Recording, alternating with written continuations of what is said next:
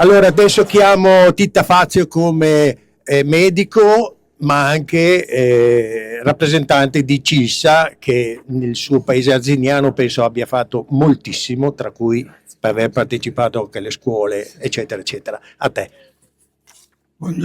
Buongiorno. Praticamente io penso che questo processo, arrivato adesso finalmente alla fase battimentale, segna una tappa importantissima, insperata, e come importantissimo questo convegno qui di tanti attivisti, di tante persone che non è la prima volta che vengono, ma hanno accompagnato per anni questa lotta. Essere arrivati a questo punto però ci deve fare sentire che si deve fare anche un salto di qualità. Finora abbiamo fatto un processo contro i dirigenti della Miteni, però sappiamo che ci sono gravissime responsabilità anche da altre parti. Quello che è successo non sarebbe dovuto succedere se chi ha la responsabilità della guida di questa regione avesse fatto quello che andava fatto. Perché questo è il salto che si deve fare, perché al contrario di quanto si sperava, ci è stato impedito di praticare la prevenzione alle persone, a tutti i cittadini del Veneto.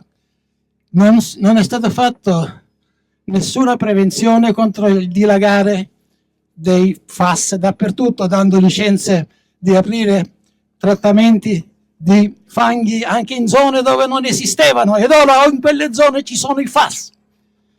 È stato autorizzato e nessuno si preoccupa dei plinti della famosa pedemontana che sono stati fatti con un cemento a presa rapida che tutti sanno contiene tantissimi FAS, e ha distrutto e cancellato zone che erano ancora immuni da questa sostanza. Queste cose vanno dette, altrimenti il nostro incontro sarebbe un incontro ipocrita. E diciamo che a livello delle persone è stato vietato di poter fare le analisi a tutti i cittadini del Veneto, tranne quelli che abitano nella zona rossa.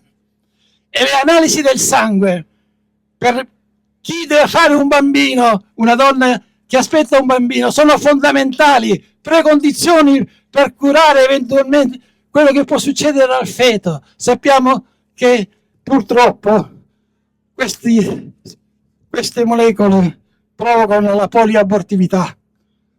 Conosco tante mie pazienti che hanno abortito senza sapere perché.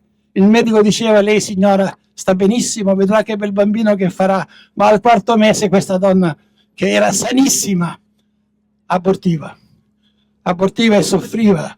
E i bambini sappiamo che hanno subito delle conseguenze, i bambini nati da madri con tanti FAS nel sangue. Ma tuttora nel Veneto non è consentito praticare l'esame del sangue, e io mi meraviglio anche dell'ordine dei medici che non dice niente, perché non si può consentire a queste cose qui. Bisogna dire la dignità del medico è quella di fare tutti gli esami possibili per aiutare il paziente. Ce lo dice il giuramento di Ippocrate. E allora queste sono la prevenzione è fondamentale.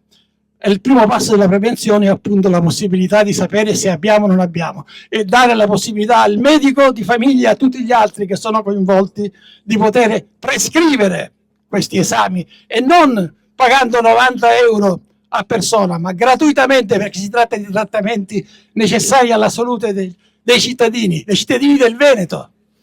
E ancora, la prevenzione prevede che se una persona scopre, purtroppo una persona che ha già delle patologie derivate da queste sostanze, scopre di avere il sangue pieno di queste FAS, PFOA, eccetera, dovrebbe evitare naturalmente di bere l'acqua inquinata dai FAS, e dovrebbe evitare di mangiare i cibi che sono inquinati dai FAS. Ma ognuno di voi dove fa la spesa ogni giorno? per sapere che sta comprando dei cibi senza FAS. Dopo 12 anni che siamo qui, non è stato fatto nulla per creare delle filiere alimentari che garantissero la salute. Una donna che aspetta un bambino non può fare una dieta senza FAS, alla cieca va così, non solo non sa cosa c'ha nel sangue, ma non può nemmeno mangiare cibi sicuramente privi di FAS. E qui ci sono responsabilità fortissime da parte di chi governa la regione, perché non si può lasciare in 12 anni, non si può lasciare in 12 anni il cittadino in balia di se stesso senza avere nessuna possibilità di effettuare la minima prevenzione alimentare e di altri generi.